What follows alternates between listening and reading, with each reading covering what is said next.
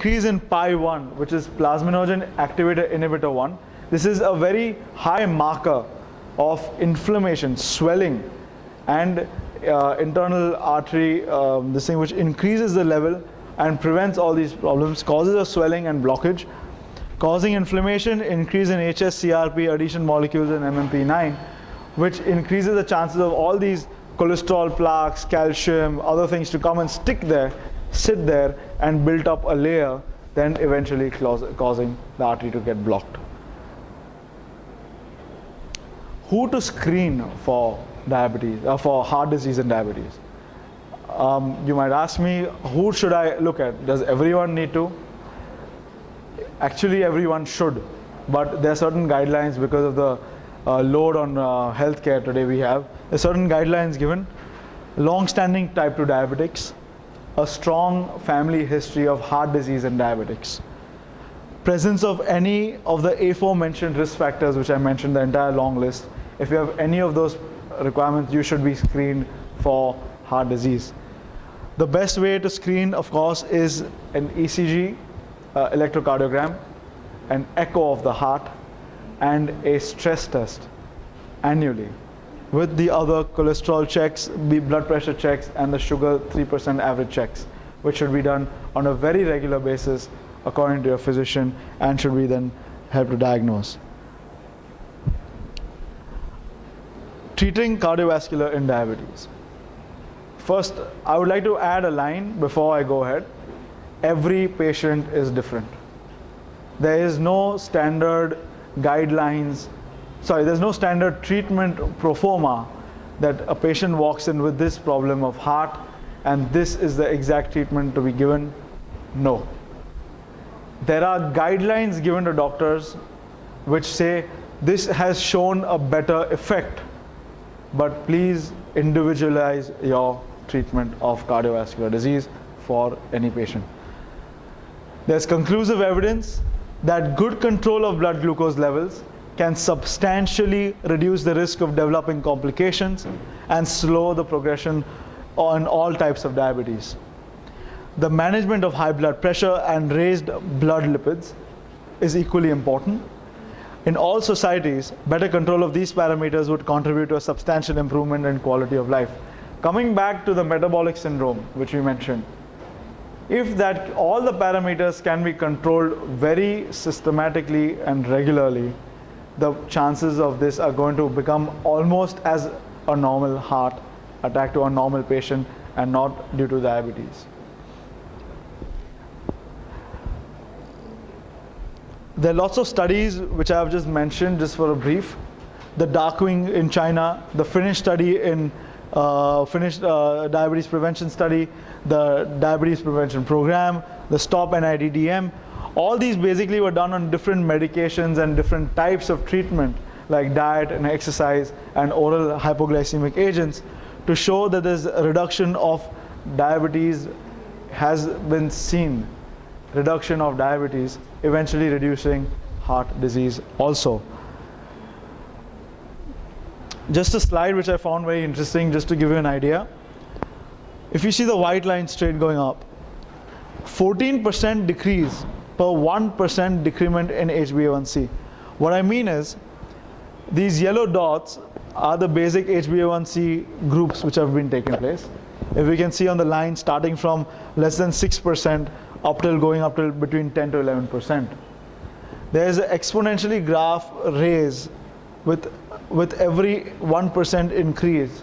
There's a graph raise in diabetic related heart diseases. Hence, of course, the reverse, if you reduce just by 1 single percent, if your HbA1c is 9 and you make it 8, your risk decreases by 14% for developing a heart disease. It has been proven beyond doubt that control of blood sugar is the most important aspect of prevention of cardiovascular disease by the STENO2 and the DEGAME2 studies. And control of other parameters is also absolutely very important. The blood sugar levels have to be strongly brought down. A lot of patients, a lot of doctors sometimes like to keep the blood sugar levels a little above the best of levels because they don't want to cause a hypoglycemia.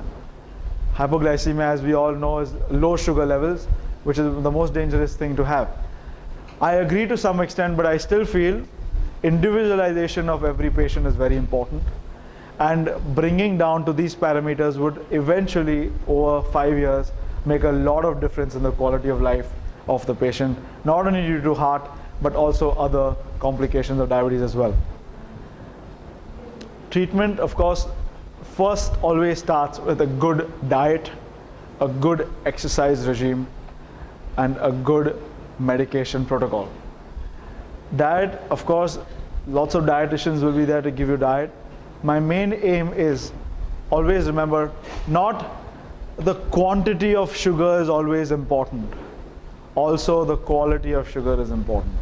And the way it increases and the way it decreases is also equally important. You might eat a mango today, but show me a less than 140 blood sugar, I will still be unhappy with you. Then you may say, doctor, my sugar is normal, it's less than 140, why can't I eat a mango? I'm like, no. When you ate that mango, the blood sugar rise which takes place against the insulin which is secreted makes a very different impact on your vessels and your other, mainly your vessels and your nerves, than just not eating that mango and still keeping the same level of sugar. So it's not only the quantity of sugar, it's also the quality and how it increases. So it's very important when you discuss this with your dietitian of how to get a good diet. Of course, they are very well read and they would know all these things, but basically you discuss how to improve the quality as well, a part of the quantity. Obesity, as we know, small amounts of weight loss, even 5 to 10%, can make a huge delay in the complications due to type 2 diabetes mellitus. Even a 5% reduction of weight would reduce the complications, as I mentioned, even as heart disease. Lifestyle interventions including diet, moderate physical activity, like 25 minutes per day, 6 times a week at least, can reduce the risk of diabetes as much as 40 to 60%, eventually heart disease. Weight management is the best strategy to prevent the development of type 2 diabetes, all internally reducing the cardiovascular disease risk. If you ask me, sir, what is more important, diet or exercise? I would still put my hand on diet. 70% of your reduction will be caused due to diet and 30% will be due to exercise. This is very arbitrary, it's obviously not mentioned, but we've seen over the period of time, a strong diet still makes the best difference than a very strong exercise regime. Of course, but still both go hand in hand. Other targets, cholesterols, decrease the LDL cholesterol less than 100 milligram per deciliter. HDL, which is a good cholesterol, I've mentioned an average of 46, but at least for a woman, it should be above 50, and for a man, it should be above 40. The triglycerides should be lowered less than 150 milligram per deciliter. Blood pressure, at the best, should be controlled less than 135 by 85. And the sugars the HbA1c, which is the glycosylated hemoglobin, 3-month average, should be less than 7%.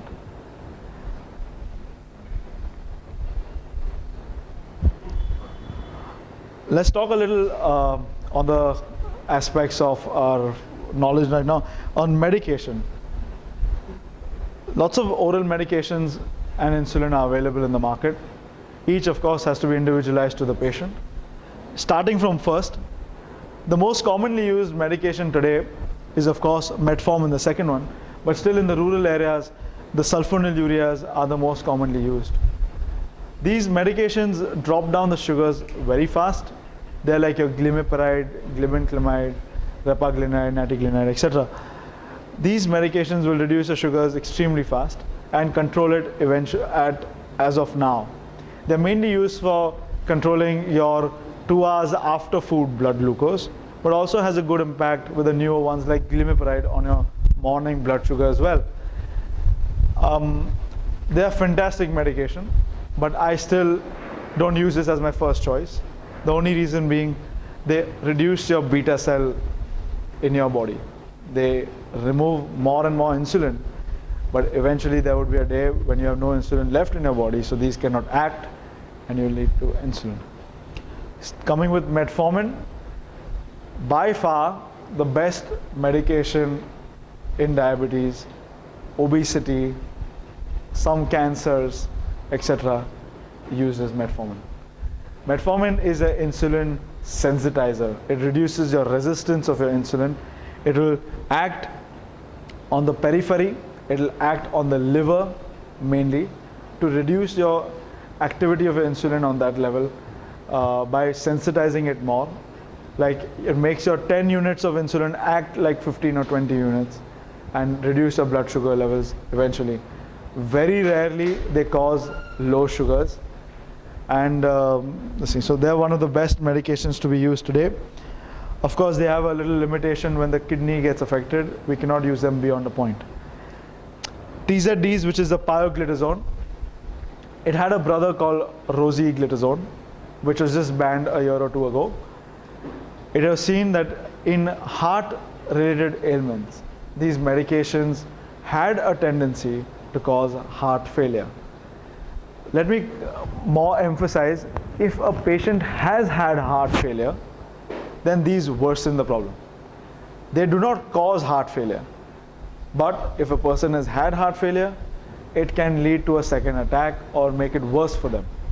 Hence, the rosiglitazone was completely removed out of the market 2 years ago.